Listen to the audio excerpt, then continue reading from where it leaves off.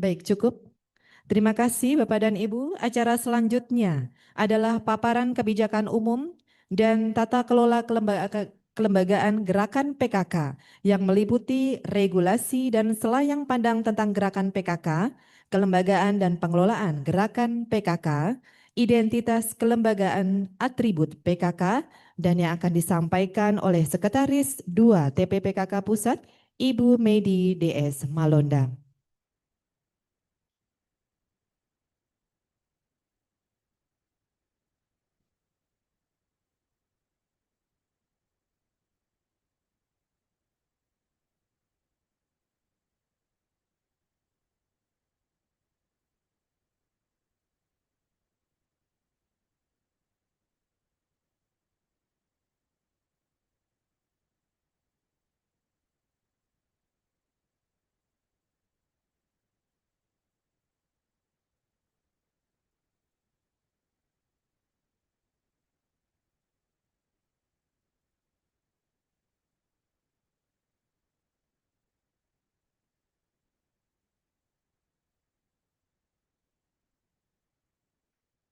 Assalamualaikum warahmatullahi wabarakatuh.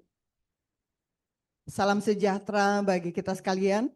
Om Swastiastu, Namo Buddhaya, salam kebajikan. Yang terhormat Ketua Umum Tim Penggerak PKK, Nyonya Tri Tito Karnavian. Yang kami hormati, Ibu Sekretaris Umum Tim Penggerak PKK. Yang kami hormati, para staf ahli Tim Penggerak PKK, TPPKK Pusat. Yang kami hormati, para ketua bidang, para ketua Pokja, para sekretaris, seluruh pengurus tim penggerak PKK Pusat yang telah hadir secara langsung dari Kantor Direktorat Jenderal Bina Pemerintahan Desa Kementerian Dalam Negeri. Yang kami hormati para ketua tim penggerak PKK Provinsi, beserta para ketua tim penggerak PKK Kabupaten Kota yang telah hadir secara virtual melalui aplikasi Zoom, dan tentu saja beserta para pengurus tim penggerak PKK Provinsi dan Kabupaten Kota. Yang kami hormati, para ketua tim penggerak PKK, kecamatan, desa, kelurahan, beserta pengurus, bahkan seluruh kader PKK dan Dasawisma yang telah hadir terhubung secara virtual melalui akun YouTube Tim Penggerak PKK. Puji dan syukur tentu saja kita panjatkan kehadirat Tuhan Yang Maha Esa atas berkat rahmat dan perkenannya pada pagi hari yang indah ini di bagian barat dan tentu saja di timur sudah masuk waktu cukup siang ya. Karena sekarang di 9.35 berarti sudah 11.35 kalau di timur. Pada kesempatan yang berbahagia ini, kami diberikan kesempatan untuk menyampaikan tentang kebijakan umum dan tata kelola kelembagaan gerakan PKK. Tapi sebelum kami lanjut, mohon izin Ibu Ketua Umum, kami menyampaikan pantun, jalan-jalan ke Papua. Jangan lupa beli sari buah merah. Cukup lama kita tidak bersua. Jumpa lagi di sosialisasi hasil Rakernas PKK. Momen yang berbahagia ini tentu saja sama-sama kita tunggu, karena setelah kita melaksanakan rapat kerja nasional ke-10 beberapa waktu yang lalu, maka banyak sekali pertanyaan yang disampaikan kepada pengurus pusat, baik itu di bidang Pokja maupun di sekretariat, tentang seperti apa sih dan apa yang akan kita lakukan di beberapa tahun ke depan. Di periode ini seperti apa sih hasil Rakernas 10, walaupun mungkin secara file Bapak Ibu sudah menerima file yang diberikan. Mohon izin, Asrotnya bisa dibantu untuk sharing screen.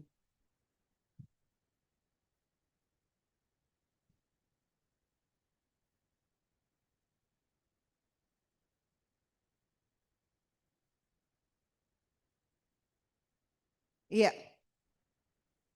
Seperti jadwal yang telah Bapak Ibu terima, untuk momen yang pertama ini kita diberikan kesempatan untuk menyampaikan kebijakan umum dan tata kelola kelembagaan gerakan PKK. Sebenarnya mungkin kalau Bapak Ibu mencermati hasil Rakernas, kebijakan umum dan tata kelola kelembagaan gerakan PKK ini masuk juknis sebenarnya.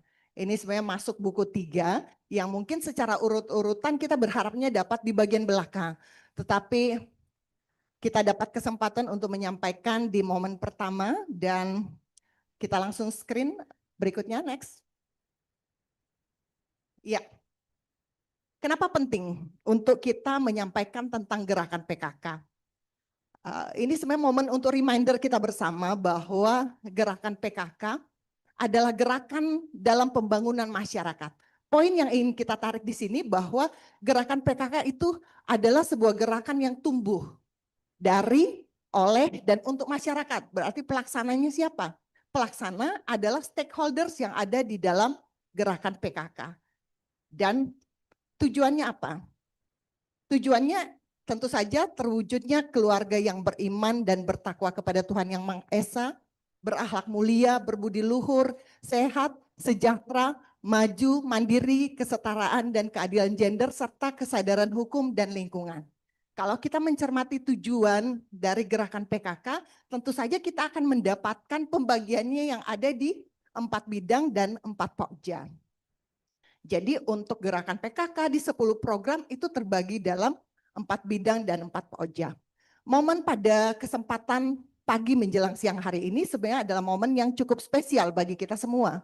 Karena momen ini adalah momen pertama secara nasional kita dari Sabang sampai Merauke, dari Miangas sampai Pulau Rote untuk sama-sama kita mencermati apa yang menjadi tujuan dari gerakan PKK itu sendiri. Dan kalau kita melihat ke keluarga, berarti muaranya adalah keluarga. Keluarga sebagai unit terkecil yang ada di masyarakat. Nah, kalau perspektif PKK sebenarnya itu 3 derajat. 3 derajat ke atas dan ke bawah itu masih masuk dalam level keluarga. Nah, next slide. Kalau kita melihat dasar pelaksanaan gerakan PKK, mungkin kita melihat dari konteks pemerintahan. Pertama dari konteks pemerintahan. Kenapa kita harus melihat dari konteks pemerintahan? Karena kalau PKK berbeda dengan organisasi-organisasi lainnya. PKK mendapatkan pembiayaannya dalam APBN, dalam APBD, bahkan dalam APBDes, anggaran pendapatan belanja desa. Nah, kalau bicara PKK, dasar pelaksanaan ini adalah landasan atau pijakan yuridis yang menjadi acuan sah dalam pelaksanaan suatu tindakan kebijakan.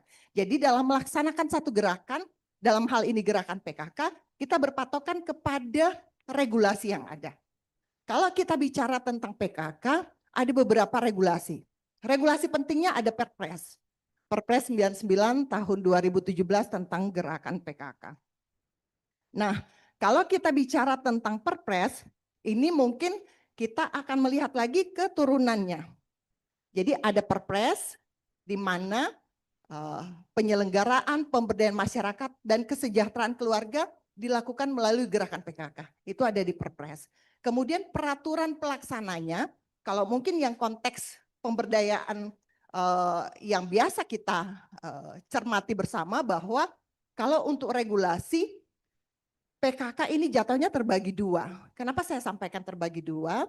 Karena ada Permendagri nomor 36 tahun 2020 yang tentu saja adalah peraturan pelaksana dari Perpres. Jadi dalam peraturan Menteri Dalam Negeri ini dengan konsideran tentu saja Undang-Undang 23 tahun 2014 tentang pemerintahan daerah, kita melihat bahwa baik itu menteri, gubernur, bupati, wali kota, camat, lurah, bahkan kepala desa itu punya peran dalam penyelenggaraan gerakan PKK dalam wujud apa? Untuk membentuk tim penggerak PKK. Jadi dibentuk oleh tim penggerak PKK dibentuk oleh menteri sampai kepada kepala desa dalam penyelenggaraan gerakan PKK. Ini pengaturannya ada di Permendagri 36 tahun 2020. Nah, kalau kita bicara Permendagri nomor 36 tahun 2020, kita akan banyak melihat tentang bagaimana tim pembina, bagaimana tim penggerak. Tetapi perlu kita ingat bahwa di Permendagri 18 tahun 2018 tentang lembaga kemasyarakatan desa dan lembaga adat desa, ini adalah turunan dari regulasi yang satunya. Mungkin kalau Bapak Ibu mencermati di Undang-Undang 6 tahun 2014, ada perubahan keduanya di Undang-Undang nomor 3 tahun 2024, ini turunannya. Jadi kepala desa, lurah bersama masyarakat dalam pelaksanaan gerakan PKK membentuk kelompok PKK sebagai lembaga kemasyarakatan desa atau kelurahan. Nah, kelompok PKK itu apa saja? Jadi mungkin kalau kita mencermati regulasi, kalau Permendagri 36 itu akan banyak bicara tentang tim pembina, tim penggerak PKK dari pusat sampai ke desa, TPPKK desa. Tapi kalau Permendagri akan melihat bagaimana pelaksanaan gerakan PKK, kepala desa dan lurah membentuk kelompok PKK. Nah, kelompok PKK itu seperti apa? Kelompok PKK itu ada di lingkungan, ada di dusun, ada di RW, ada di RT. Kalau mungkin yang bilang, ini kan kalau desa sesuai dengan namanya masing-masing.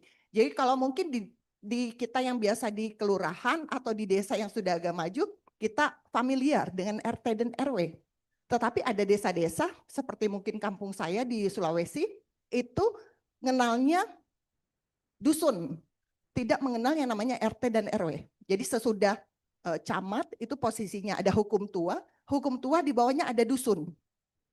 Nah, jadi pengaturan yang kelompok PKK itu ada di Permendagri 18 karena PKK sebagai lembaga kemasyarakatan desa. Nah, kalau kita bicara tentang hasil Rakernas adalah kombinasi dari semua regulasi yang ada. Kenapa saya bilang begitu?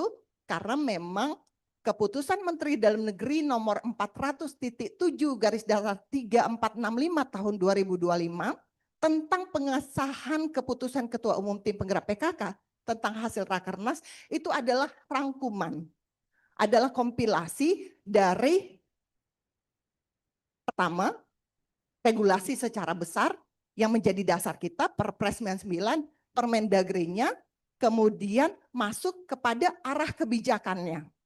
Arah kebijakan pemerintah pada saat ini yaitu dengan astacitanya. Jadi dalam hasil Rakernas ini kita punya 3 buku. Buku pertama adalah rencana induk. Rencana induk ini berarti apa sih yang akan kita laksanakan? Bagaimana arah kebijakan tahun 2025 sampai dengan 2029. Kemudian di buku 2 strateginya seperti apa? Strategi gerakan PKK. Dan masuk ke buku 3 yaitu Juknis Tata Kelola Kelembagaan Gerakan PKK. Jadi Juknis ini yang menjadi ibarat kata ini ADART-nya rumah tangga PKK. Jadi secara organisasi apa yang akan kita lakukan, bagaimana kita mengelola lembaga kita, organisasinya itu masuk di buku 3. Nah, apabila mekanisme ini mungkin kita bisa cermati. Ini menyangkut siapa saja? Menyangkut di situ PKK sebagai organisasi dari pusat sampai ke desa dan di situ masuk PKK sebagai lembaga kemasyarakatan desa yang notabene dia adalah bagian dari LKD atau lembaga kemasyarakatan kelurahan di mana di situ ada juga bersama-sama Posyandu, ada juga bersama-sama RT RW, ada juga lembaga pemberdayaan masyarakat yang mungkin dulu kita lebih familiar dengan LKMD. Kemudian ada Posyandunya, ada Karang Tarunanya, dan di situ ada PKK. Jadi dengan kita memahami dasar pelaksanaan gerakan PKK, ini menjadi rel kita bagaimana menjalankan organisasi agar sesuai dengan regulasi yang ada. Next slide. Ya. Kalau kita bicara kelembagaan PKK dan pengelolaan pengelolaan gerakan PKK, kita akan bicara PKK sebagai suatu struktur yang sistematis. Kenapa kami bilang sistematis? Karena mulai dari tingkat pusat sampai ke Dasawisma. Mulai dari TPPKK pusat, masuk situ provinsi, masuk situ kabupaten kota, masuk kecamatan, PKK desa kelurahan, kelompok PKK di dusun, lingkungan, RT RW, serta masuk ke Dasawisma. Nah, kalau kita sudah bicara masuk Dasawisma, berarti itu sudah mencakup unit terkecil, lebih kecil dari desa. Kan ya, sudah ada sepuluhan karena banyak juga yang sampai 20, bahkan sampai 30 Dasawisma yang ada di Indonesia. Jadi kalau kita bicara organisasi, tim penggerak PKK, gerakan PKK itu sendiri adalah organisasi yang sangat lengkap, komplit, yang mengakomodir secara struktur dari pusat sampai ke desa, bahkan sampai ke Dasawisma. Next slide.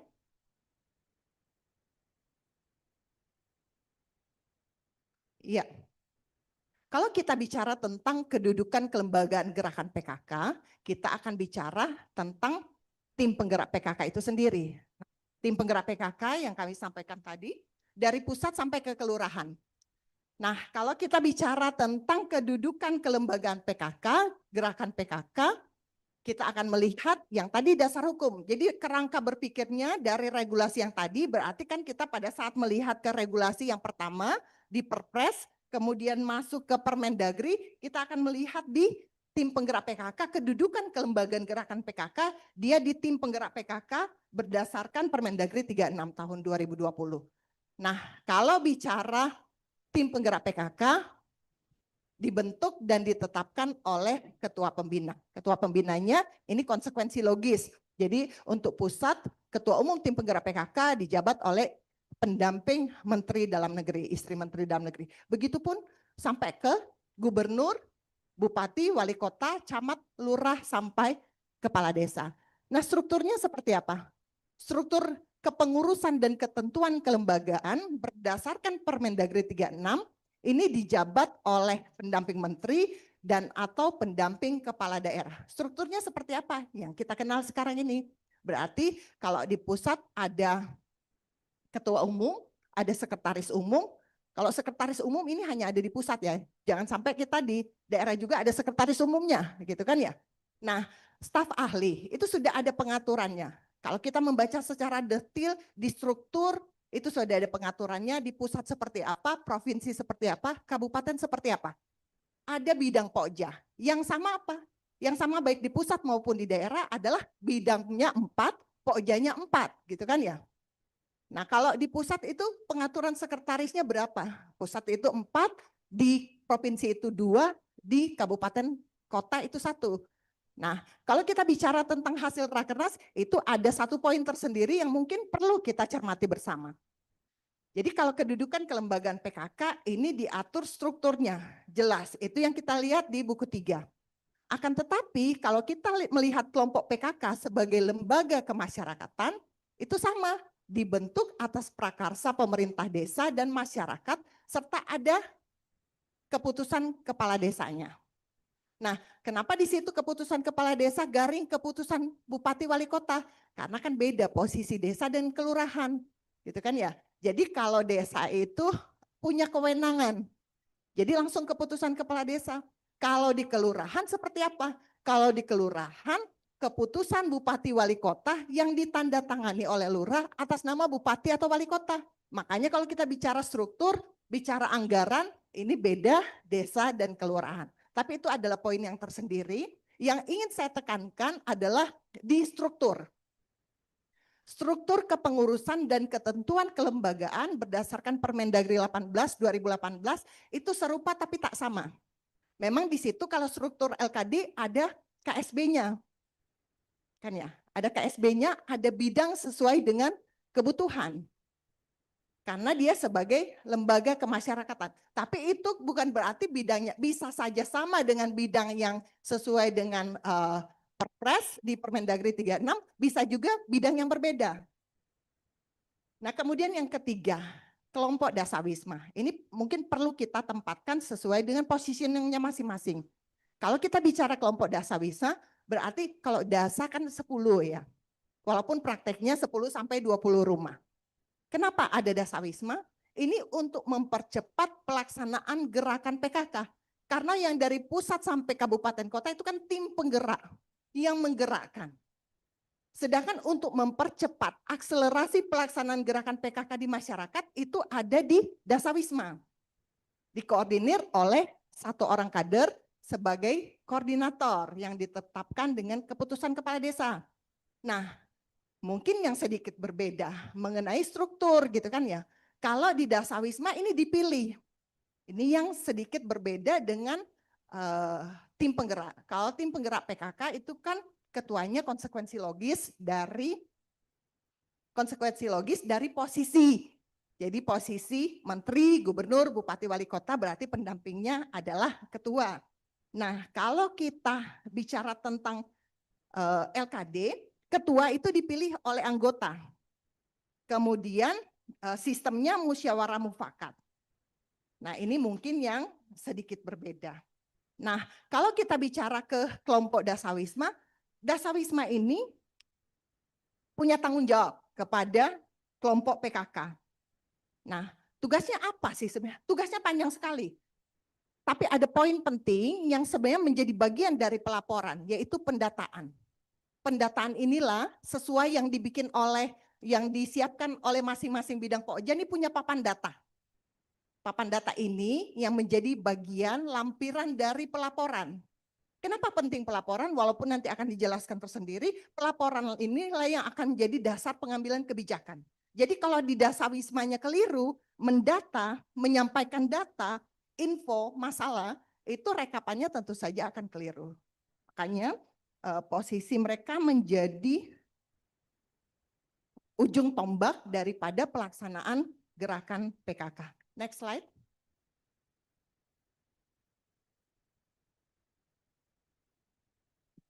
Iya, kalau kita bicara tugas fungsi, ini ada tugas fungsi yang cukup mendasar mengenai kedudukan tim penggerak PKK dan kelompok PKK. Nah, mungkin saya tidak menyampaikan panjang terkait ini karena memang ada masih beberapa materi yang perlu. Tetapi ada poin di tugas sesuai Permendagri 18 tahun 2018 di poin B. Kenapa di poin B? Karena kelompok PKK ini ikut serta dalam perencanaan dan pelaksanaan pembangunan. Jadi ini yang membedakan karena TPPKK lebih ke penggerakan peran, tetapi yang ikut dalam proses perencanaan yang ada di desa itu ada di kelompok PKK. Kalau masalah tugas dan fungsi, saya pikir kita semua sudah mencermati dan cukup runut disampaikan, detail disampaikan dalam Juknis Tata Kelola Kelembagaan. Tetapi mungkin poin-poin yang mendasar yang penting untuk kami sampaikan. Kemudian next slide, data kelembagaan dan SDM PKK. Nah, data kelembagaan dan SDM PKK ini dari hasil pendataan, tentu saja rekapitulasi laporan. Jadi kalau ada provinsi yang tidak menyampaikan laporan, tentu saja data finalnya ini akan kurang lengkap, tentu saja. Ini tim penggerak PKK ada di 91.600 lembaga, mulai dari pusat, provinsi, kabupaten kota, kecamatan, kelurahan, sampai ke desa. Karena apa? Kenapa kami bilang ini kita yakin ini lengkap? Karena ini konsekuensi logis. Pada saat di pusat, di provinsi kemarin kita pilkada serentak itu langsung. Kan ya? Begitupun dengan desa. Karena PKK ini adalah salah satu lembaga kemasyarakatan desa yang dalam tanda kutip sifatnya wajib. Nah, kalau kader PKK kita ada 6.364.671 orang se-Indonesia. Ini jumlah yang tentu saja sangat fantastis untuk kita dan harapannya kader PKK, tim penggerak PKK, kelompok PKK yang sedemikian banyak ini bisa berbuat sesuatu. Jadi bukan hanya melaksanakan program dan kegiatan sebagai institusi, sebagai organisasi, tetapi berdampak kepada masyarakat. Dalam bentuk apa? Dalam bentuk kegiatan. Kelompok PKK memastikan bahwa dalam perencanaan pembangunan desa turut hadir, berpartisipasi, menentukan arah kebijakan pembangunan desa. Sehingga program dan kegiatan yang dilaksanakan itu sesuai dengan kebutuhan masyarakat. Ya, next slide. Next slide. Kita bicara tentang mekanisme kelembagaan gerakan PKK. Ya, nanti langsung di slide berikutnya saja. Di bagan. Ya, mekanisme kelembagaan. Mungkin kita bisa cermati bersama. Kenapa saya langsung di sini? Waktu juga yang agak membatasi. Kita lihat ada tiga kotak sebenarnya yang ke bawah gitu kan ya. Di situ ada yang tengah Mendagri sebagai ketua pembina PKK, di bawahnya ada gubernur, ada bupati wali kota, sampai ke kepala desa, kelurahan. Kemudian di sebelah kanannya ada tim penggerak PKK pusat. Kalau kita tarik ke atasnya itu ada di slide sebelumnya, di mana pelindung utamanya itu adalah pendamping dari Presiden Republik Indonesia. Kalau kita melihat dari sisi struktur ya, pelindung utama. Kemudian pelindungnya itu dijabat oleh istri dari wakil presiden.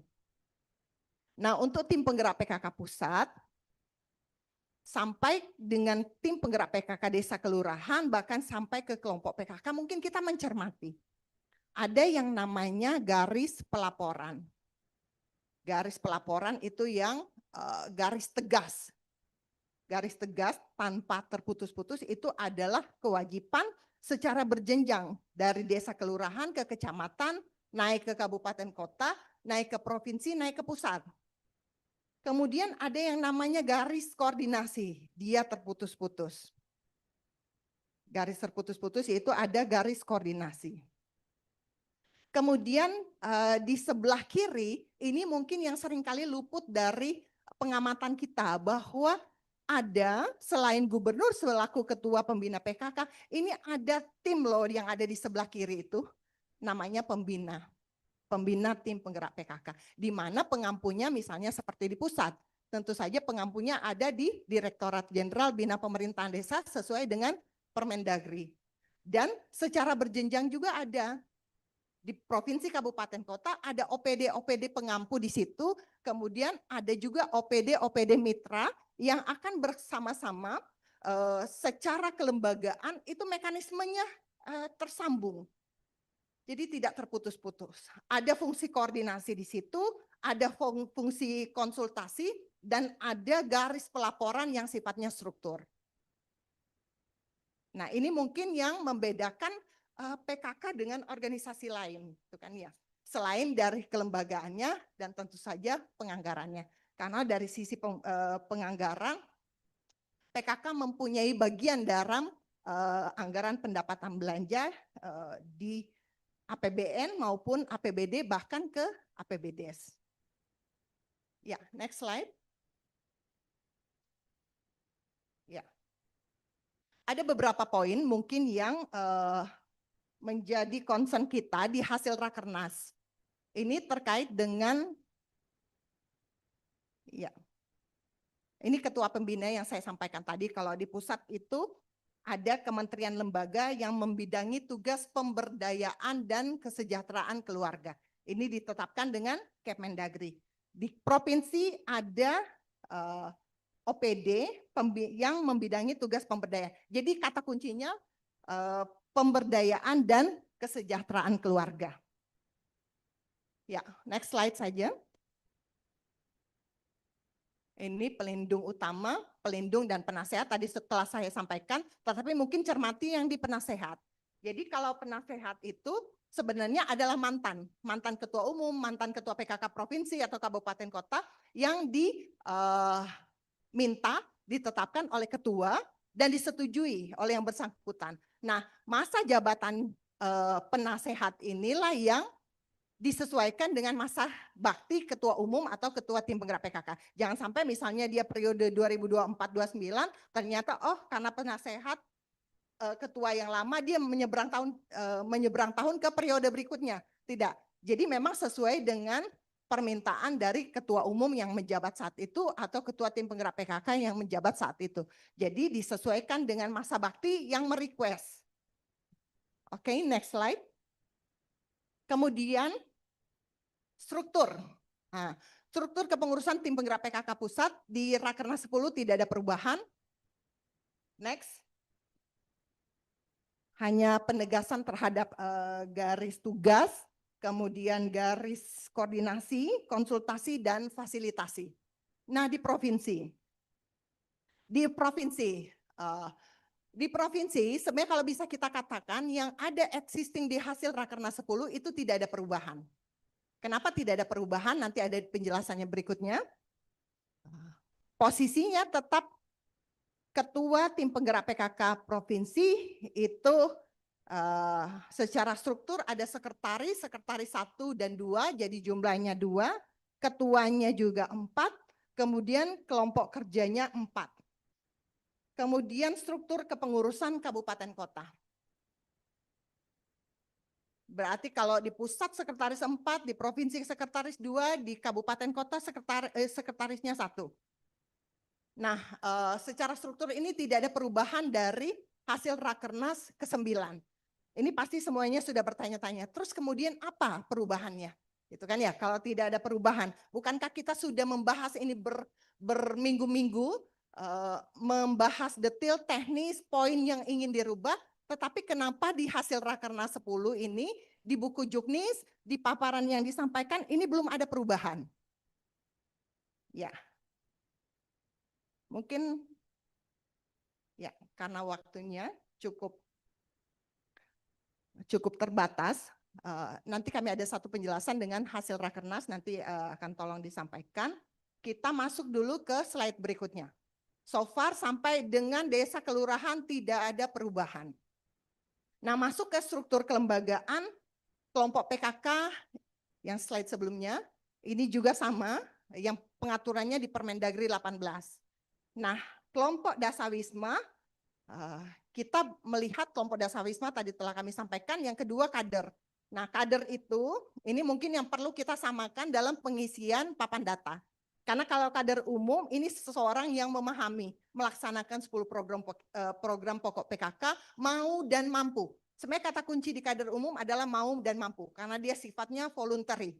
Akan tetapi ada satu kegiatan khusus yang menandakan, misalnya dia sudah mengikuti sosialisasi atau dia mendapatkan surat keputusan mengenai kader. Nah, kalau masuk pengaturan khusus berarti ada tambahan pengetahuan. Jadi kalau misalnya kader umum dia cukup mau dan mampu, kalau kader khusus dia ada pelatihan khusus gitu. Misalnya dia sudah mengikuti kader prosehat dari Pokja 4 atau dia sudah mengikuti manajemen UP2K di Pokja 2 atau mungkin ada pelatihan khusus Krisan atau Kisak di Pokja 1 atau mungkin terkait dengan Aku Hatinya PKK atau bagaimana mendaur ulang pakaian yang agar sustainable gitu kan ya. Jadi mengurangi reduce. Kalau ada pelatihan khusus tersebut berarti dia masuk di kader khusus. Kader khusus. Next slide. Kriteria pengurus PKK. Dari sisi kriteria ini tidak ada perubahan yang berarti. Kemudian masa bakti. Next slide. Ya. Ketua umum dan ketua PKK itu dihitung sejak pelantikan. Jadi kan kalau misalnya pada saat bapaknya dilantik, berarti akan diikuti dengan pelantikan ibunya. Berarti masa jabatannya, masa baktinya itu dimulai sejak tanggal pelantikan hingga berakhirnya masa jabatan menteri dan kepala daerah atau desa. Misalnya di kecamatan atau misalnya di kabupaten. Kabupaten saya kan di jabatnya karena hasil PSU, pemungutan suara ulang, hasil pilkada kemarin bermasalah, kemudian ada PSU, kemudian ada pelantikan. Pelantikannya sudah 1 tahun berlalu. Apakah saya tetap 5 tahun? Memang untuk masa bakti seharusnya 5 tahun. Tetapi itu akan berakhir walaupun masih 4 tahun pada saat masa jabatan kepala daerah berakhir. Jadi saat masa jabatan kepala daerah berakhir, maka berakhir pula posisinya masa bakti sebagai ketua. Begitupun dengan kepengurusan. Pada saat kepengurusan, ini di masa transisi. Jika masa jabatan ketua berakhir dan belum ada ketua baru atau belum menetapkan pengurus baru, maka pengurus lama tetap melaksanakan tugas sementara waktu. Nah, bagaimana dengan pergantian pengurus? Pergantian pengurus itu dilakukan jika ada pergantian ketua umum atau ketua tim penggerak PKK daerah. Tapi apakah semua? Tidak, itu tentu saja sesuai dengan kebijakan ketua, tetapi memastikan pelaksanaan tugas dari bagian-bagian dalam organisasi ini tetap berjalan.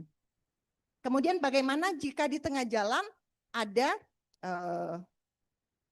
permintaan dari yang bersangkutan mengundurkan diri. Itu bisa kita lakukan antar waktu, pergantian antar waktu dengan surat keputusan ketua tim penggerak PKK jika atas permintaan sendiri. Dan apabila dilakukan sebelum masa habis, tentu saja dengan SK ketua pembina.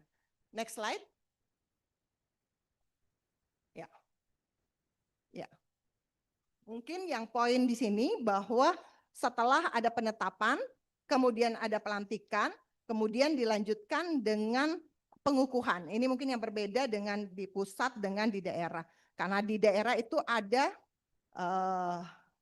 penetapan surat keputusan dari ketua satu level di atasnya, kemudian dikukuhkan oleh ketua pembina. Jadi kalau di provinsi dikukuhkan oleh gubernur, kabupaten kota oleh bupati wali kota. Kemudian next slide. Ya. Untuk penetapan dan pelantikan pengurus, kami sampaikan tadi Kemendagri untuk pusat, kemudian keputusan gubernur oleh untuk provinsi, keputusan bupati wali kota untuk kabupaten kota, dan seterusnya. Kemudian kapan ada pemberhentian? Next slide. Pemberhentian itu jika sudah berakhir masa jabatan suami atau istri. Jadi misalnya dalam perjalanan karena satu dan lain hal, maka jabatan suami atau istri sebagai ketua pembina, kepala daerah itu berakhir, walaupun belum masa jabatan lengkap 5 tahun, tetapi pada saat jabatan suami berakhir, maka otomatis juga jabatan ketua tim penggerak PKK itu berakhir. Kemudian situasi yang kedua meninggal dunia, ketiga berhalangan tetap. Berhalangan tetap itu apa? Itu ada kasus hukum sudah berkekuatan hukum tetap atau menghadapi ancaman hukuman minimal 5 tahun atau sisa masa baktinya. Tetapi kalau masih proses, dilaporkan, tersangka dan lain sebagainya, itu berarti belum. Karena yang dimaksud di sini pada saat dia sudah berkekuatan hukum tetap atau sudah inkrah. Nah, kemudian yang posisi berikutnya kalau menderita sakit penahun. Kemudian bekerja di luar daerah yang tidak memungkinkan melaksanakan tugas sehari-hari sebagai ketua tim penggerak PKK. Kemudian apabila dalam jabatan tertentu dan potensi menimbulkan konflik of interest. Kemudian yang poin terakhir adalah posisi berpisah secara hukum pernikahan dengan kepala daerah. Jadi kalau masih proses, kemudian disampaikan ini akan berhenti, ketua, ini perlu kami sampaikan bahwa kalau masih proses perceraian atau perpisahan secara hukumnya belum inkrah, maka posisinya masih dijabat. Gitu kan ya. Nah ini menjadi bahan diskusi kita, akan tetapi token yang dipakai oleh kita dalam kelembagaan PKK, segala sesuatunya jika sudah berkekuatan hukum tetap, baik itu ancaman hukuman atau proses perpisahan hukum pernikahan. Kemudian untuk pengurus, pengurus itu kapan dia berhenti? 1, meninggal dunia, 2, mengundurkan diri, 3, diberhentikan, misalnya masa kepengurusan sudah berakhir, atau tidak melaksanakan tugas selama 3 bulan berturut-turut tanpa keterangan, terbukti bersalah melalui putusan pengadilan, atau alasan lain yang ditetapkan oleh ketua umum dan ketua tim penggerak PKK daerah sebagai user. Nah, ini pertanyaannya. Next slide. Kami akan coba. Jika kepala daerah, camat, lurah, kepala desa perempuan tidak memiliki pendamping, siapa yang jadi ketua? Itu kan pertanyaannya. Maka jika kepala daerah perempuan, maka yang menjadi ketua tim penggerak PKK adalah suami. Jadi tidak ada lagi pertanyaannya, bapak-bapak bisa enggak jadi ketua PKK? Bisa. Bahkan seharusnya demikian, karena PKK bukan organisasi perempuan. Ini yang membedakan dengan organisasi-organisasi lain. Akan tetapi, jika berhalangan atau tidak memiliki pendamping, maka ketua PKK adalah pasangan dari wakil kepala daerah atau menunjuk salah satu pejabat atau istri pejabat di lingkungan pemerintah setempat. Ini adalah beberapa situasi. Ini untuk yang definitif, gitu kan ya. Kemudian pertanyaannya, jika kepala daerah istri lebih dari satu, siapa yang jadi ketua? Gitu kan ya. Jadi untuk situasi seperti ini, maka yang menjadi ketua adalah istri yang sah berdasarkan undang-undang perkawinan dan diusulkan secara tertulis oleh kepala daerah, camat, lurah, kepala desa setempat. Jadi kalau diusulkan secara tertulis oleh kepala daerah, maka itu yang akan menjadi bahan pertimbangan dari ketua, satu level di atasnya untuk diadakan pelantikan. Apakah boleh ketua atau pengurus PKK menjadi pengurus parpol atau anggota DPR, DPD atau DPRD? Boleh, sepanjang dia tidak membawa aspirasi atau atribut hal lain yang terkait partai politik. Jadi dalam berkegiatan, misalnya kegiatan partai, tidak membawa nama PKK, tidak menggunakan atribut PKK dan lain sebagainya. Begitupun di saat beliau ingin mencalonkan diri dalam kontestasi politik, maka ada mekanisme cuti. Mekanisme cuti inilah yang bisa disesuaikan dengan jadwal kampanye sehingga dapat dipastikan bahwa tidak menggunakan fasilitas negara dan atau fasilitas PKK. Kemudian pertanyaannya, jika terjadi penetapan PLH, PLT, siapa yang menjadi ketua PKK? Jika ada penetapan PLT atau PLH kepala daerah, maka ditunjuk dan ditetapkan PLT PLH ketua TPPKK oleh ketua umum. Ketua TPPKK setingkat di atasnya kepada salah satu ketua bidang atau wakil melalui surat tugas. Ya, next slide.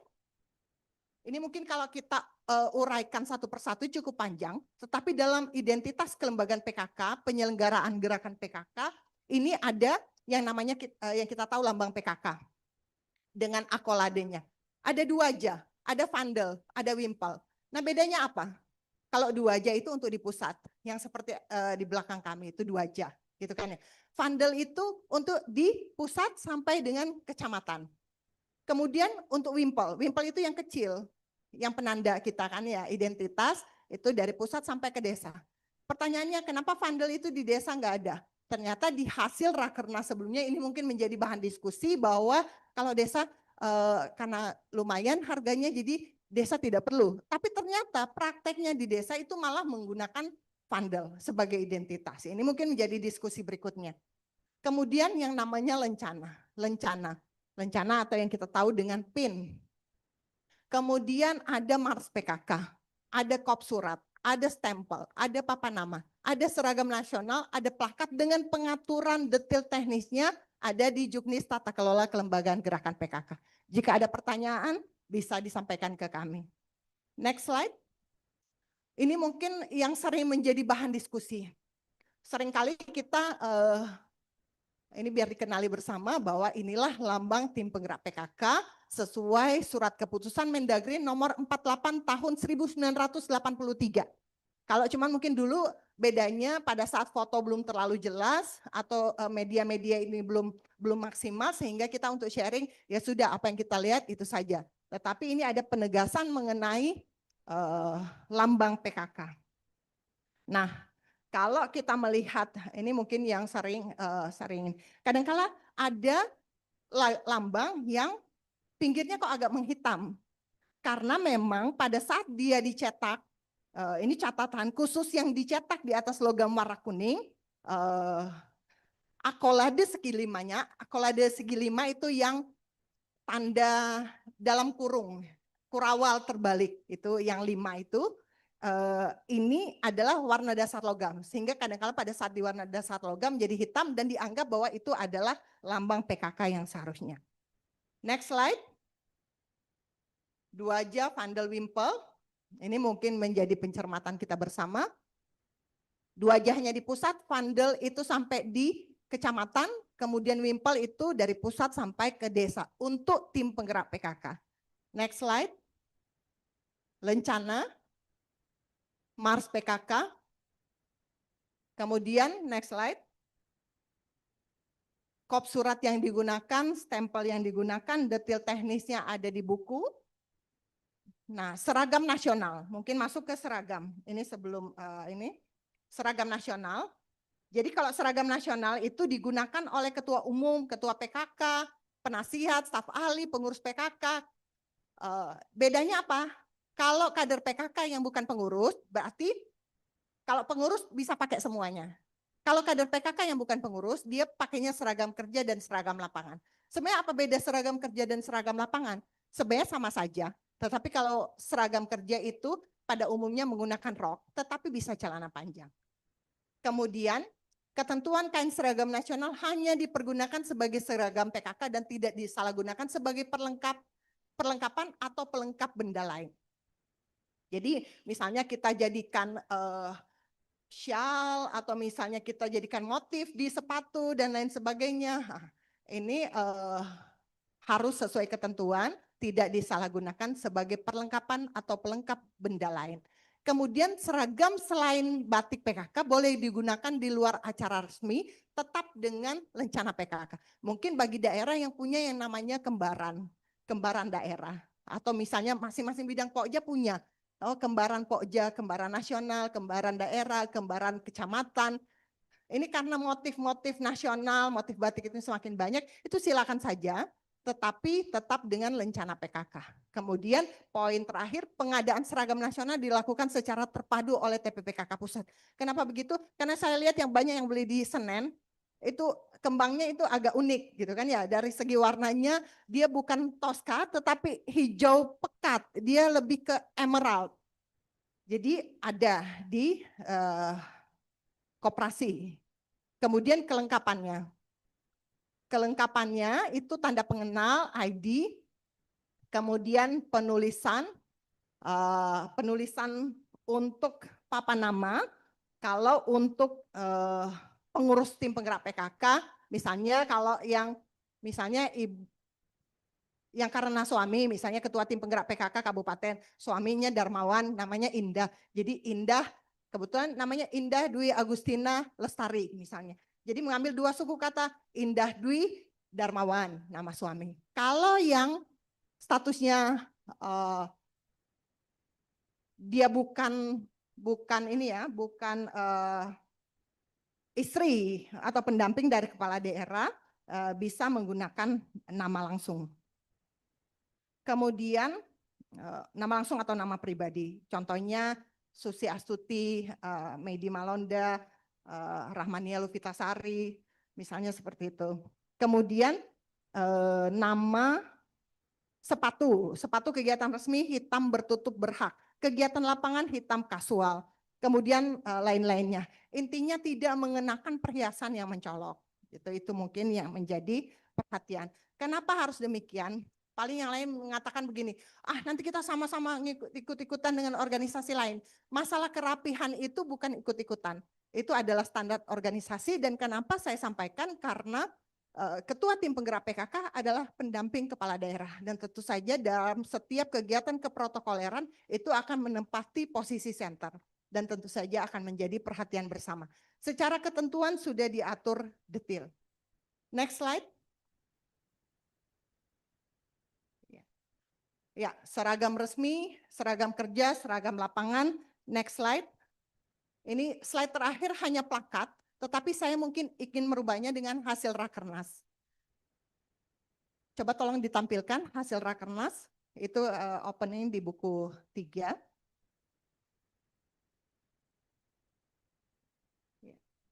Mungkin bantu, Asrot bisa bantu tampilkan hasil Rakernas. Mungkin sebelum kita masuk ke sesi pertanyaan, ada pertanyaan-pertanyaan yang cukup mendasar. Bu, bukannya kita sudah sepakat bahwa untuk di kabupaten kota kita menambah 1 sekretaris. Itu dari pertanyaan daerah kabupaten. Kemudian dari provinsi menyampaikan, bukankah sudah disampaikan bahwa dan sudah menjadi kesepakatan Rakernas bahwa untuk sekretaris di pusat itu di provinsi itu jumlahnya 3, bukan hanya 2. Itu pertanyaannya. Kemudian pertanyaannya juga adalah, bukankah kita sudah sepakat di hasil Rakernas bahwa untuk ketua itu ada wakil ketuanya. dalam hal ini secara struktur. Nah, mungkin ini yang menjadi pencermatan kita bersama terkait dengan regulasi. Ya. Ya. Coba dibesarkan.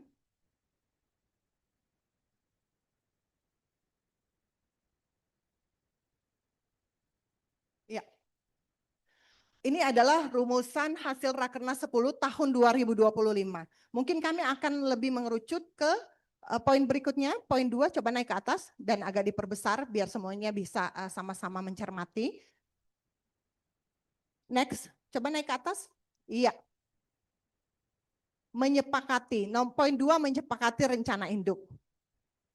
Kemudian poin ketiga, menyepakati petunjuk teknis tata kelola kelembagaan sebagai pedoman dalam menjalankan tugas. Kemudian poin yang keempat. Poin yang keempat adalah mengusulkan ketiga dokumen, yaitu rencana induk, strategi, dan juknis tata kelola kelembagaan untuk disahkan sebagai hasil Rakernas 10. Kemudian dokumen tersebut akan menjadi rujukan resmi dalam pelaksanaan gerakan PKK di seluruh jenjang. Nah, next, coba. Ini poin yang kelima. Poin yang kelima, hasil Rakernas adalah mengusulkan revisi Permendagri 36 tahun 2020. Seperti yang kami sampaikan tadi bahwa panduan kita dalam menyusun juknis tata kelola kelembagaan salah satunya adalah salah besarnya, istilahnya pedoman utamanya ada di Permendagri. Permendagri 36. Permendagri 36 itu adalah peraturan pelaksanaannya Perpres 99. Kan ya. Jadi Permendagri 36 ini adalah peraturan pelaksanaannya. Dalam peraturan pelaksanaan Permendagri 36 untuk masa jabatan, ya, masa jabatan itu di 6 tahun. Oleh karena itu usulan revisi. Jadi poin 5 ini sebenarnya melulu tentang usulan revisi Permendagri terkait 1. Masa jabatan Ketua Tim Penggerak PKK Desa dari semula 6 tahun menjadi 8 tahun. Karena ini adalah konsekuensi logis atas Undang-Undang 6 tahun 2014 tentang desa yang ada perubahan keduanya di Undang-Undang 3 tahun 2024 di mana masa jabatan kepala desa menjadi 8 tahun. Otomatis pendampingnya dari 6 tahun semula menjadi 8 tahun. Itu adalah salah satu poin revisi. Kemudian yang kedua, di poin B itu adalah menambahkan wakil ketua pada struktur tim penggerak PKK provinsi dan kabupaten kota. Berarti secara hasil Rakernas kita sepakat perlu ada penambahan wakil ketua di struktur kabupaten provinsi dan kabupaten kota. Kemudian poin C, menambahkan sekretaris 3 pada struktur provinsi dan sekretaris 2 pada struktur kabupaten kota. Jadi masing-masing penambahan 1 di kabupaten, 1 di provinsi. Kemudian yang keempat, integrasi kelompok dasawisma ke dalam struktur kelompok PKK.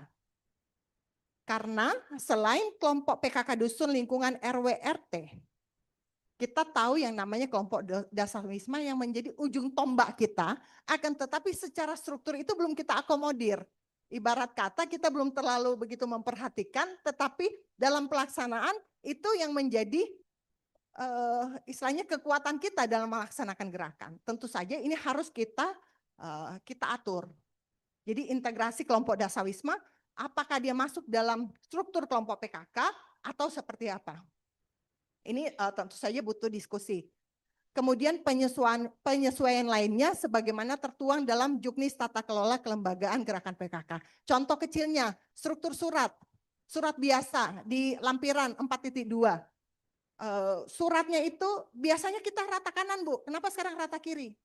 Karena ada Permendagrinya, gitu kan ya? Ya, jadi ada penyesuaian dengan regulasi sehingga di poin E penyesuaian lainnya sebagaimana tertuang dalam juknis tata kelola kelembagaan gerakan PKK, poin A, B, C, D, E, 5 poin ini adalah usulan revisi. Karena yang kami sampaikan tadi, PKK ini bergerak berdasarkan regulasi. Jadi bukan sekedar organisasi yang kita putuskan, oh ada RT, misalnya kita punya paguyupan teman seangkatan, kemudian kita bikin paguyupan. pada saat kita sepakat dengan ADART-nya, anggaran dasar anggaran rumah tangganya, berikutnya sudah bisa kita langsung laksanakan. Ini berbeda, karena PKK ini ada konsekuensi penggunaan anggaran. Yang kami sampaikan APBN, APBD, bahkan APBDes. Bahkan membuka peluang ada sumber-sumber pendanaan lainnya yang tidak mengikat gitu kan ya. Atau ada kerjasama-kerjasama yang lainnya. Nah tentu saja itu ada dasar hukumnya. Jadi memang tidak bisa kita walaupun ADART-nya kita sudah sepakat, tetapi untuk implementasinya ada proses selanjutnya. Jadi di poin 5 ini kita mengusulkan revisi. Revisi Permendagri 36. Di saat itu direvisi, ini masuk, baru kita masukkan dalam hasil Rakernas. Kemudian ada pertanyaan lagi, berarti hasil Rakernasnya nanti Rakernas 11 dong. Sebenarnya ada dua mekanisme. Yang pertama, dibahas di Rakernas selanjutnya, Rakernas 11 atau masuk dalam Rakernas luar biasa. Itu poin mekanisme yang dimungkinkan. Berarti tidak mungkin. Jadi memang tidak bisa kita melaksanakan, tidak bisa sekonyong-konyong kita masukkan. Wakil ketua masuk dalam struktur provinsi, kabupaten kota. Tetapi selama Permendagrinya di atas belum berubah, belum direvisi, berarti dalam pelaksanaannya kita belum bisa. Ini sebenarnya mungkin poin-poin dan banyak sekali diskusi-diskusi teknis yang memang dibutuhkan karena banyak sekali pertanyaan. Tetapi sebenarnya secara umum hal-hal yang tidak berhubungan atau tidak ada pengaturan langsung di Permendagri itu sudah bisa kita implementasikan. Tetapi jika ada pengaturan khusus di regulasi yang di atasnya, maka otomatis juknis tata kelola kelembagaan itu seperti yang kita share sekarang. Jadi 3 buku yang kita gunakan sekarang itu bisa menjadi pedoman kita dalam implementasi gerakan PKK.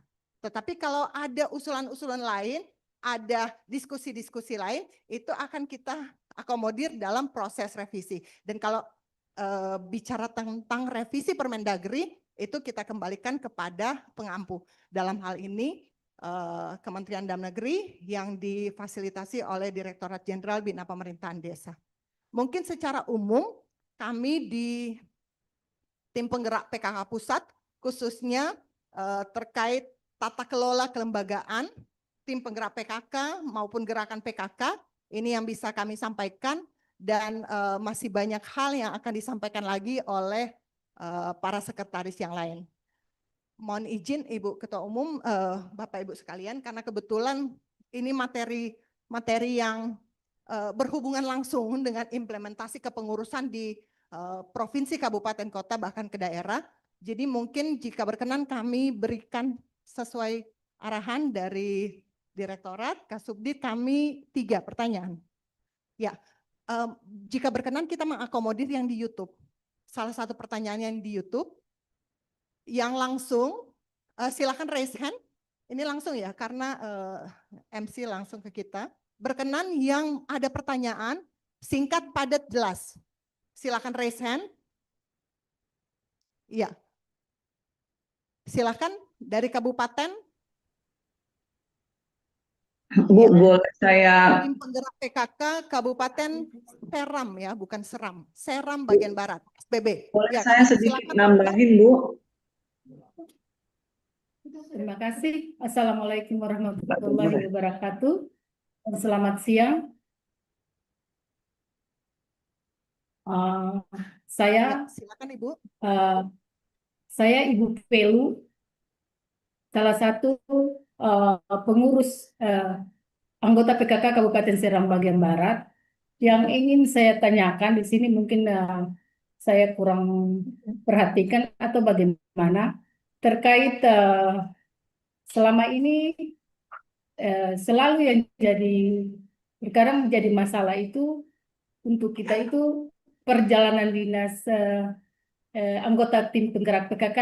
Yang ingin saya tanyakan, apakah perjalanan dinas anggota tim penggerak PKK itu apakah ada diatur di dalam juknisnya bahwa anggota PKK itu dia berjalan dengan perjalanan dinas golongan 2 atau golongan 3 seperti itu, atau ketua PKK-nya perjalanan dinasnya dengan golongan berapa. Terus terkait karena pernah kita itu harus mendapat pemeriksaan dari BPK Pernah beberapa tahun sebelumnya itu, karena kita melakukan perjalanan dinas dengan perjalanan dinas golongan 3, ternyata PKK harus dengan golongan 2. Nah, yang saya ingin tanyakan, apakah ada juknis, ada aturan mengenai perjalanan dinas ini? Terus untuk perjalanan dinas ketua tim penggerak PKK, apakah dia untuk perjalanan keluar daerahnya itu, apakah dia harus, sementara dia ini kan istri daripada kepala daerah. Biasanya kepala daerah itu dia kalau perjalanan dinas keluar daerah, misalnya ke Jakarta begitu, itu kan biasanya naik bisnis. Sementara kalau bersamaan misalnya kegiatan itu diundang juga ketua tim penggerak PKK, suaminya dia harus bisnis, sementara istrinya harus di ekonomi. Seperti itu. Karena kalau istrinya masuk bisnis, itu juga masuk temuan. Seperti itu. Saya minta penjelasan. Terima kasih. Wassalamualaikum warahmatullahi wabarakatuh. Ya, terima kasih dari Serang bagian Barat. Ini mengkritisi detail terkait dengan perjalanan dinas. Ya, mohon izin Bapak Ibu sekalian, ada arahan dari Ibu Ketua Umum Tim Penggerak PKK. Waktu dan kesempatan kami persilakan Ibu. Ya, terima kasih Bu Medi sudah menjelaskan secara detail apa sih PKK itu ya. Mungkin kalau secara umum ingin saya jelaskan untuk para yang awam yang memang bukan dengan latar belakang ASN yang ikut juga sebagai pengurus PKK. Sebetulnya PKK ini adalah organisasi masyarakat ya, ormas. Sebetulnya ini ormas yang kedudukannya organisasi sama dengan organisasi ormas lain di luar sana. Hanya saja kelebihan dari ormas kita ini PKK, kita tuh mempunyai landasan hukum yaitu Perpres nomor 99 tahun 2017 itu. Itu yang menjadi kita organisasi yang istimewa sehingga kita juga mendapatkan legalitas karena PP ini mengamanahkan kepada Mendagri untuk melaksanakan gerakan PKK ini, sehingga Mendagri juga membuat Permendagri nomor berapa tadi tuh 36 ya tahun 2020. Nah, oleh sebab itu kita akhirnya bisa mendapatkan hak menggunakan APBD, APBN, APBD, APBDes. Nah, tadi kaitannya sehingga ada konsekuensi perjalanan dinas seperti yang ditanyakan oleh anggota dari Seram tadi. Nah, untuk teknisnya apakah perjalanan dinas ini masuk golongan A, A2 atau tidak bagi para pengurus, nah ini mungkin harus dijelaskan oleh Ibu Sekretaris 2 bagaimana ini ternyata di lapangan harusnya biasanya ibu ketuanya karena adalah istri dari kepala daerah melakukan perjalanan udara dengan kelas bisnis, tapi waktu kegiatan PKK sehingga harus ekonomi gitu. Apakah ini ada trik-trik yang bisa dilaksanakan kalau di PKK, apakah menggunakan anggaran PKK atau menggunakan anggaran yang mengikuti kepala dinasnya sehingga ini bisa dipecahkan gitu. Itu saja dari saya, terima kasih.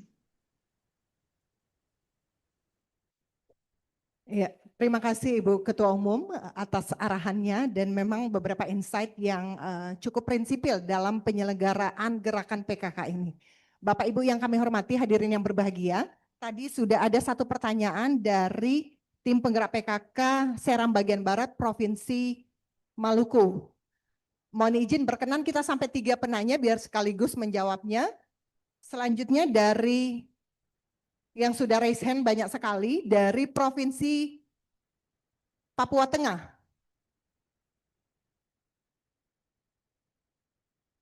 Iya.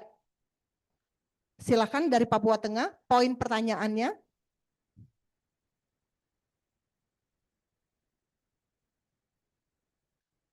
Suaranya dari Papua Tengah tidak terdengar.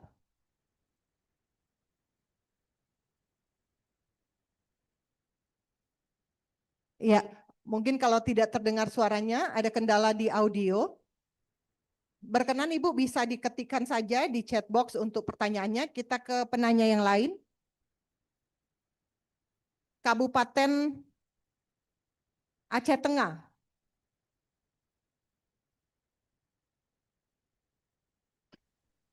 bisa di spotlight Aceh Tengah. Silakan Ya, Bu. pertanyaannya. Ya, Bu. Assalamualaikum warahmatullahi wabarakatuh. Salam. Kami dari PKK Kabupaten Aceh Tengah. Izin Bu, mungkin kami ingin menanyakan terkait nemtik tadi Bu.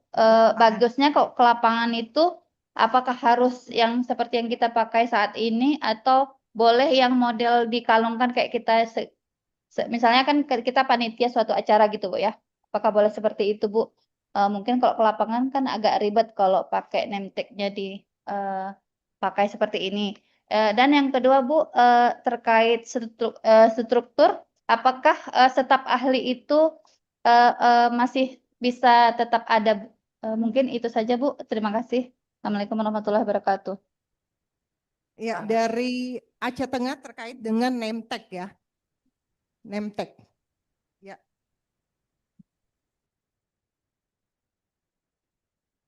Yang ketiga, dari mana? Yang raise hand, coba tolong Asrot. Yang raise hand.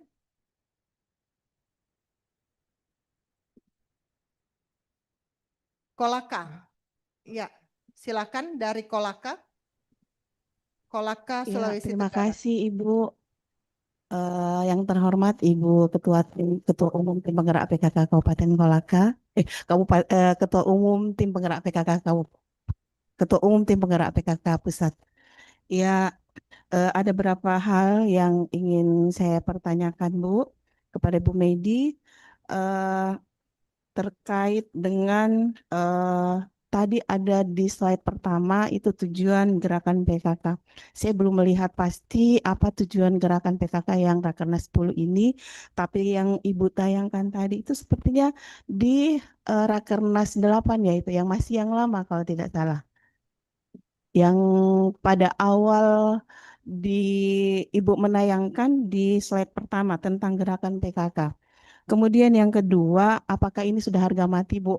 Kalau misalnya ini hasil daripada rumusan Rakernas ini, yang mana sekretaris itu cuma satu di tingkat kabupaten dan hasil rumusan Rakernas ini ditambahkan menjadi dua.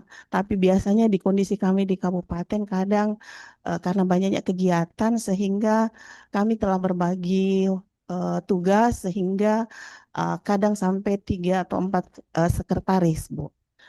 Kemudian yang staf ahli mungkin masih bisa ada, tetapi mungkin kemarin kami juga telah bersepakat di provinsi tetap ada staf ahli, tetapi mungkin tidak dijabat lagi oleh Ibu Wakil Bupati, tetapi dijabat oleh orang yang ditunjuk sehingga jabatan Ibu Wakil Bupati itu menjadi wakil ketua seperti itu.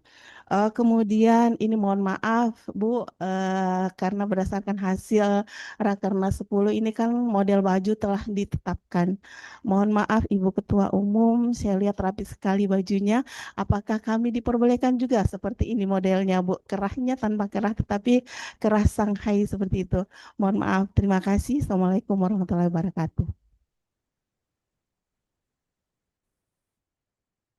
Ya, karena banyak sekali pertanyaannya yang tadi dari Kolaka terkait dengan staf ahli, kemudian sekretaris yang lebih dari satu, kemudian terkait dengan seragam.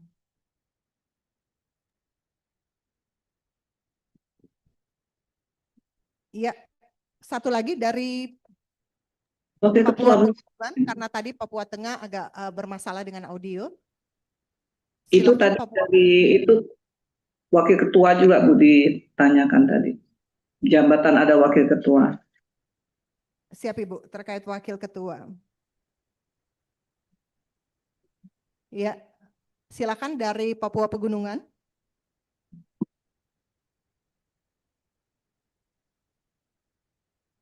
Cek. Apakah ada suara Ibu? Jin? Ya, silakan cukup jelas langsung pada pertanyaannya Ibu dari Papua Pegunungan. Iya, baik, terima kasih. Kami dari Papua Pegunungan. Saya sendiri sebagai sekretaris umum. Yang jadi pertanyaan di sini menyangkut dengan atribut tadi. Kami di Papua Pegunungan itu kalau pakai pakaian nasional itu ada kabupaten yang mereka pikul noken. Sedangkan noken itu memang identitas kami, tapi ada saat-saat tertentu kami bisa gunakan noken itu, tapi pakaian PKK nasional yang resmi, apakah bisa tidak kami bisa gunakan noken tersebut? Kalau kami provinsi, Ibu Ketua kami tegaskan bahwa tidak boleh pakai noken kalau kami menggunakan pakaian resmi. Nah, ini mohon penjelasan dari Ibu Ketua.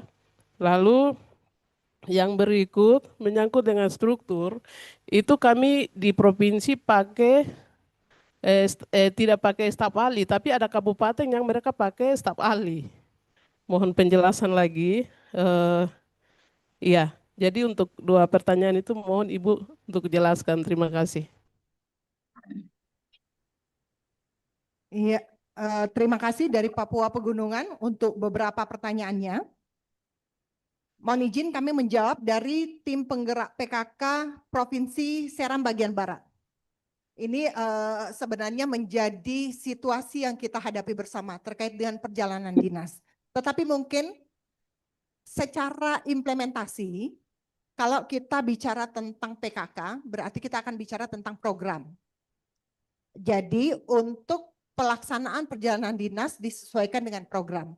Itu prinsipnya, program dan kegiatan. Kemudian terkait dengan pengaturan, pada saat di provinsi tertentu atau kabupaten tertentu ini menjadi pertanyaan mengenai perjalanan dinasnya. Apakah dia harus standar golongan 2 kah atau harus standar golongan 3 kah? Ada satu hal prinsip yang perlu kami sampaikan, bahwa secara pengaturan kita menyesuaikan dengan PMK, dengan Peraturan Menteri Keuangan, yang mengatur detail tentang SBM, standar biaya masukan atau standar biaya umum. Jadi terkait pengaturan perjalanan dinas sudah ada pengaturannya. Terkait dengan berapa besaran, tentu saja disesuaikan dengan kemampuan keuangan daerah. Nah, pertanyaannya terkait masalah bisnis atau ekonomi, mungkin disinilah letak kepiawaiannya kita untuk mengatur. Karena pada dasarnya untuk melaksanakan perjalanan dinas kan sudah ada aturannya, SBM, SBU, dan itu tidak untuk kita diskusikan. Aturan Menteri Keuangannya standarnya demikian. Misalnya dari Jakarta ke Papua sampai ke Jayapura, baliknya pulang pergi sudah ada standar biaya. Tertinggi berapa? Itu adalah jumlah maksimal yang bisa dipertanggungjawabkan. Terkait posisi ekonomi atau bisnis, tentu saja kita kembalikan kepada pengaturan. Pada saat melaksanakan perjalanan dinas, berarti kita sesuaikan. Kita tempatkan pimpinan kita, ketua tim penggerak PKK Provinsi, Kabupaten, Kota sebagai istri kepala daerah. Karena kalau kita kembalikan kepada pengaturan detail, masuk kepada program, berarti sesuaikan dengan program. Berarti masuknya ke ekonomi. Nah, ini kan dari posisi anggaran, di mana kita menggunakan anggaran, kita sesuaikan. Lain lubuk, lain belalang. Lain lubuk, lain ikannya, gitu kan ya. Jadi kalau diposisikan perjalanan dinasnya ada di Biro Adpim misalnya, atau ada di lain padang, lain belalang, lain lubuk, lain ikannya. Dari tadi saya memikirkan apa detailnya, tetapi kira-kira demikian. Jadi pada saat penggunaan anggaran di PKK berarti menyesuaikan dengan program kegiatan di PKK. Pada saat melakukan perjalanan dinas kita sesuaikan dengan posisi pimpinan sebagai istri, berarti perjalanan dinasnya bisa kita sesuaikan dari sumber penganggarannya. Berarti yang tadi bisa di sekretariat daerah atau misalnya di kalau kementerian lembaga di sekretariat jenderal misalnya seperti itu. Jadi silakan mencermati dan menyesuaikan. Karena pada saat melaksanakan perjalanan dinas sebagai ketua tim penggerak PKK, berarti dari sisi penggunaan anggaran, sisi pelaporan itu harus sesuai. Saya pikir Bapak Ibu bisa memaknai apa yang kami sampaikan ini, bahwa pengaturan perjalanan dinas sesuai dengan standar biaya, sesuai dengan Peraturan Menteri Keuangan yang ditetapkan 1 tahun sebelumnya. Jadi 2026 pengaturannya di 2025. Secara tersirat kami kami pahami Ya gini bahwa aja lah Bu, jangan berbayang-bayang. Sebut aja begini, kalau kegiatan PKK, Ibu ketuanya tidak keberatan menggunakan anggaran PKK, ya sesuai dengan yang aturan di PKK, naik ekonomi. Tapi kalau beliau tidak mau naik ekonomi, ayo bagaimana beliau sebagai istri kepala daerah yang mendapatkan aturan sebagai istri kepala daerah, mungkin di anggaran di kepala daerah itu ada untuk akomodasi tersendiri sebagai kepala daerah, begitu saja Bu ya, karena kita tidak bisa melanggar aturan, karena kalau enggak nanti dia jadi temuan terus. Jadi tolong dibicarakan saja Bu sama ketuanya ya, diskusikan Bu, ini anggarannya kok dengan PKK ini Ibu hanya dapat ekonomi, apakah Ibu bersedia? Kalau tidak bersedia, ini kita bicarakan dengan sekdanya, nanti tinggal Pak sekdanya yang pusing gitu ya Bu, nggak usah kita yang pusing. Ya itulah konsekuensi kita sebagai ketua PKK gitu, menyesuaikan ya, enggak begitu Bu. Jadi Ibu jangan pusing Bu, sesuai aturan aja, karena Ibu tidak bisa melanggar aturan hanya untuk menyenangkan atasan gitu. Itu aja. Ya, terima kasih Ibu Ketua Umum atas arahannya, dan saya pikir secara lugas kita semua sudah bisa mengerti. Kalau yang tadi saya sampaikan sudah bisa memahami, tapi ternyata harus bisa dimengerti secara langsung. Ya, terima kasih Ibu Ketua Umum. Sebenarnya ibu-ibu di daerah itu sudah pada tahu Bu, cuman kadang-kala mereka ingin dapatkan penegasan dari pusat itu seperti. Ya, mohon izin selanjutnya terkait dengan dari Aceh Tengah, terkait Nemtek. Ya, untuk Nemtek sebenarnya kita sudah mengatur detail bahwa untuk yang digunakan sehari-hari sesuai dengan seragam yang digunakan, yang dikenakan sesuai dengan occasion-nya, kegiatannya itu adalah pakaian kerja, pakaian lapangan gitu kan ya, atau pakaian resmi gitu kan ya. Nah, pada saat kita akan mengenakan Nemtek, sebenarnya itu disesuaikan dengan kegiatan. Kenapa kami sampaikan kegiatan? Karena kadangkala dalam pelaksanaan kegiatan, misalnya kita ikut fun walk. Fun walk itu Nemteknya berbentuk kalung, ya kita kenakan yang itu. Tetapi untuk sehari-harinya, untuk pelaksanaan kegiatan kita mengenakan PIN PKK, kemudian mengenakan papan nama. Ya. Kemudian Ya, terakhir. jadi gini Bu, alasannya kenapa kita pakai papan nama tidak pakai kalung untuk ID, ini repot Bu kalau kita harus pakai kalung. Artinya seluruh Indonesia nanti pakai kalung, sedangkan itu ada standar ID.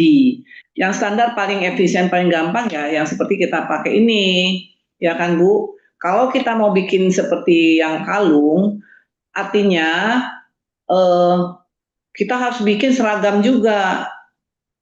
Artinya harus ada satu tempat untuk bikinnya di pusat.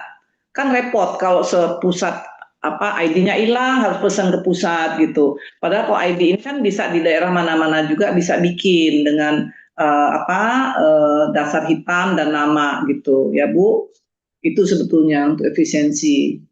Jadi kita menyeragamkan semuanya dengan kemudahan untuk membikinnya Bu.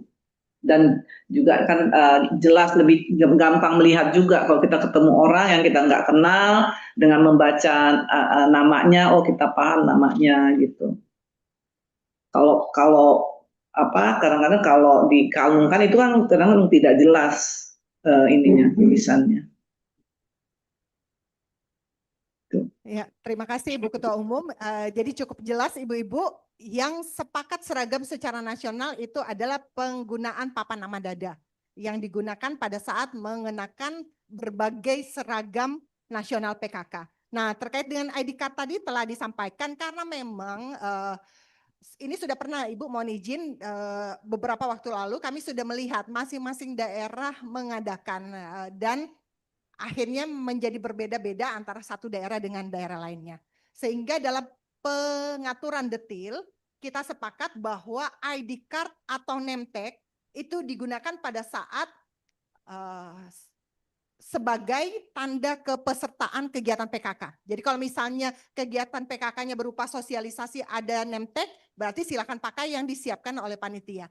Di saat mengikuti acara running yang berbentuk kalung yang disiapkan oleh panitia, itu kita gunakan yang disiapkan oleh panitia. Dan kita anggap pada saat kita menghadiri, itu adalah bagian dari kegiatan PKK.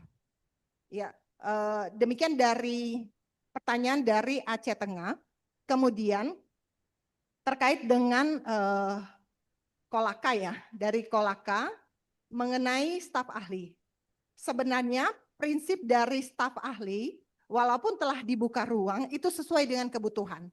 Jadi memang tidak ada kewajiban, dipasang sebanyak-banyaknya. Prinsipnya untuk organisasi sesuai kebutuhan, seperti dengan pengaturan jumlah. Walaupun nanti detailnya kita ada diskusi-diskusi untuk merubah terkait maksimal jumlah. Karena mohon izin, ternyata di beberapa daerah ada kepengurusan sampai 100 lebih.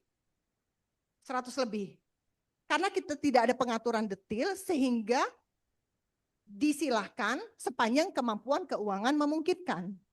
Memang akhirnya seperti itu. Tetapi dikembalikan kepada kebutuhan. Apakah memang ada kebutuhan seperti itu, dan tentu saja kembali ke prinsip bahwa staf ahli itu adalah unsur pakar. Dia memberikan dukungan bagi kelangsungan dalam pengembangan gerakan PKK berdasarkan pengalaman dan keahlian yang dimiliki. Seperti misalnya beliau punya background itu bukan saja hanya di PKK, apakah dia pernah menempati beberapa kedudukan di PKK, tetapi itu dihitung dengan penugasan-penugasan lain di luar PKK. Memang punya pemahaman, bisa memberikan dukungan dalam pengembangan gerakan PKK, tentu saja dengan pertimbangan tersebut menjadi dasar bagi ketua umum atau ketua tim penggerak PKK provinsi, kabupaten, kota untuk mengangkat staf ahli. Pengaturannya ada di lampiran 2.2 untuk buku juknis tata kelola kelembagaan. Kemudian terkait dengan wakil ketua. Posisi wakil ketua sebenarnya dari pembahasan Rakernas 10 semua sudah sepakat bahwa kita akan menambahkan wakil ketua di provinsi, kabupaten, kota.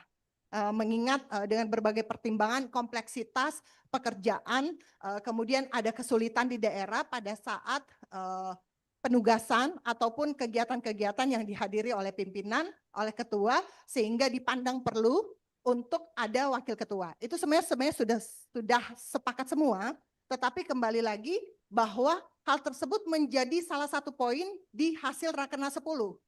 Tetapi tentu saja ada mekanisme yang harus kita ikuti bersama. Bahwa ada pembahasan